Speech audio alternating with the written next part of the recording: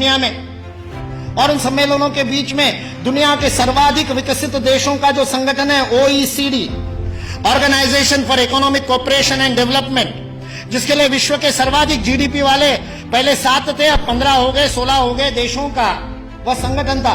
उस OECD ने सन 2000 में एंगस मैडिसन नाम के अर्थशास्त्री को यह काम दिया कि वो विश्व का आर्थिक इतिहास लिखे। और चूंकि उनकी गणना, उनकी हिस्ट्री 0 ईस्वी से शुरू होती है, तो एंगस मैडिसन को भी काम दिया 0 ईस्वी से 2000 ईस्वी तक 2000 वर्ष का आर्थिक इतिहास लिख दीजिए। उस पुस्तक का नाम है economic history of the world millennial perspective by Angus Maddison. OECD.org इस वेबसाइट से आप डाउनलोड कर सकते हैं। 2000 वर्ष का आर्थिक इतिहास लिखा है एंगस मैडिसन ने। और वह एंगस मैडिसन कहता है कि पहले 1500 वर्ष 0 ईस्वी से लेकर के 1490 तक 99 तक सारे विश्व के जीडीपी में लगभग 2/3 66% योगदान देने वाला देश कोई था तो वो भारत देश है।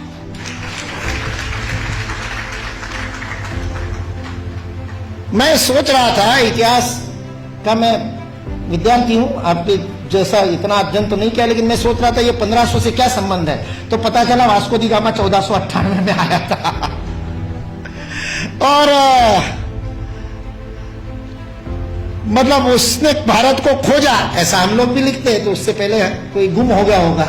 जो गुम हुआ भारत था वो विश्व के 2/3 जीडीपी को प्रोड्यूस करने वाला, और केवल प्रोड्यूस करने वाला नहीं, विश्व को समृद्धि का अवदान देने वाला, वितरण करने वाला। विल ड्यूरांड अमेरिकन इतिहासकार है, 11 खंडों में उसने लिखी है हिस्ट्री ऑफ सिविलाइजेशन। वह विल ड्यूरांड लिखता है सारे विश्व को संपदा का वितरण करने वाला कोई देश होगा तो वह देश भारत देश है। वितरण शब्द प्रयोग किया है, लेन देन नहीं, वितरण करने वाला देश। सारे दुनिया में हमारे व्यापारी जाते थे।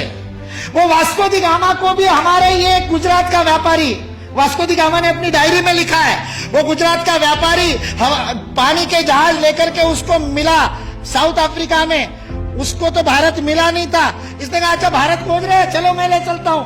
उसको मसाले भरने थे, इसने वो कालीकट गया, इसने वास्को दी गामा को कालीकट ले गया, नहीं तो भरूच ले आता गुजरात में। फिर हमारे इतिहास वाले लिखते कि वास्को दी गामा भारत को खोजता खोजता भरूच पहुंचा। वास्को दी गामा को भारत के व्यापारी कान्हा भाई ने खोजा, मिल गया, और उसको कहते हैं भारत खोज रहे, चल भाई मैं दिखाता हूं, चल मेरे साथ, और साथ में ले। ये वास्को दी गामा ने अपनी डायरी में लिखा है, वो बेईमान नहीं है, उसको छिपा करके इतिहास की किताबें लिखने वाले बेईमान।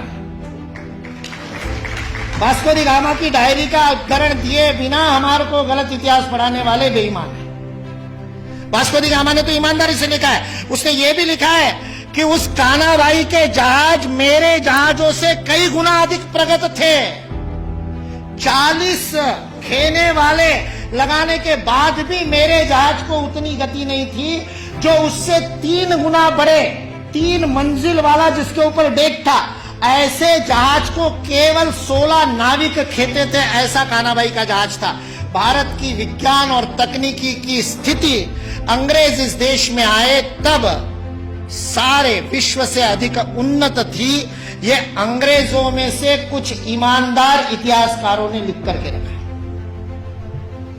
इसलिए जो इस गलतफहमी में है कि अंग्रेज इस देश में नहीं आते तो भारत में तो कोई विज्ञान ही नहीं होता, वो इस बात को समझ ले कि अंग्रेज इस देश में नहीं आते तो केवल भारत का ही नहीं, विश्व का विज्ञान आज है उससे अधिक प्रगत होता।